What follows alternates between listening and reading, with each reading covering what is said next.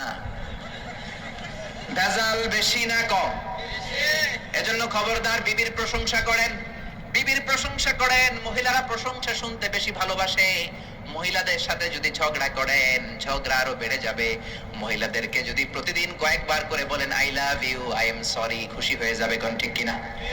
বিয়ে করার আগে প্র্যাকটিস করবেন আই লাভ ইউ, আর প্র্যাকটিস করবেন I am really sorry. Sorry কইতে না পারলে খবর আছে। আপনি দোষ করলেও সরি, উনি দোষ করলেও আপনি সরি। বারবার সরি আপনাকেই বলতে হবে, তাহলে ফ্যামিলিটারে জান্নাতি ফ্যামিলি বানিয়ে দিবে কে? আর যদি মেজাজ দেখান, আর যদি ঝগড়া করেন, ওই ঝগড়াগুলো ছেলে মেয়েরা শিখবে, ঘরটারে জাহান্নামের ফ্যামিলি বানিয়ে দিবে কে? এজন্য নিয়ত করেন, মহিলাদের কাজের প্রশংসা করবেন, মহিলাদেরকে ভালোবাসবেন। বিশ্বনবী বলেন হুব্বিবা ইলাইয়া মিন দুনিয়াকুম সালাস, এই দুনিয়ার তিনটা জিনিস আমাকে আল্লাহ পছন্দনীয় করে দিয়েছে। এক নম্বরে আত্মীব, আমি পারফিউম বা আতর ইউজ করতে পছন্দ করি। দুই নম্বরে হলো আন-নিসা, মহিলাদেরকে পছন্দ করি। তিন নম্বরে কুররাতু আইনি ফিস সালাহ, নামাজের মধ্যে যখন দাঁড়িয়ে থাকি সেটাও পছন্দ করি। আল্লাহু আকবার। আমার নবী পারফিউম দিতেন বেশি বেশি, আমরা দেই এইখানে, নবী দিতেন এইখানে।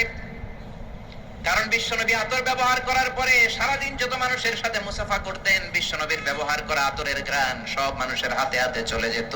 সুবহানাল্লাহ। আবার বিশ্বনবী মহিলাদেরকে ভালোবাসতেন, আবার বলতেন আল্লাহ আমার কোন ছেলে সন্তান বাঁচিয়ে রাখে নাই, শুধু মেয়েগুলোরে বাঁচিয়ে রেখেছে। আবার ফাতেমার ব্যাপারে বলতেন ফাতিমা তু বিদউম মিন্নি, ফাতেমা আমার কলিজার টুকরা, যে ফাতেমারে কষ্ট দেয় সেজন্য আমারে কষ্ট দেয়, সেজন্য যে ব্যক্তি ফাতেমার মুখের মধ্যে হাসি ফুটিয়ে দেয় সেজন্য আমি বিশ্বনবীর মুখের মধ্যে হাসি ফুটিয়ে দেয়। আল্লাহু আকবার। এইজন্য নারীদের প্রশংসা করতে রাজি আছেন তো? স্ত্রীর সাথে ভালো সম্পর্ক রাখতে রাজি আছেন তো? এক ওয়াজে একজন মোটিভেটেড হয়েছে আলোচনা শুনে, যে না, বিবির প্রশংসা করতে হবে। আজীবন তো খারাপ আচরণ করলাম, আজকে যে একটু প্রশংসা করে দেখি। বাড়িতে চলে গেছে, বিবির প্রশংসা করবে। বিবি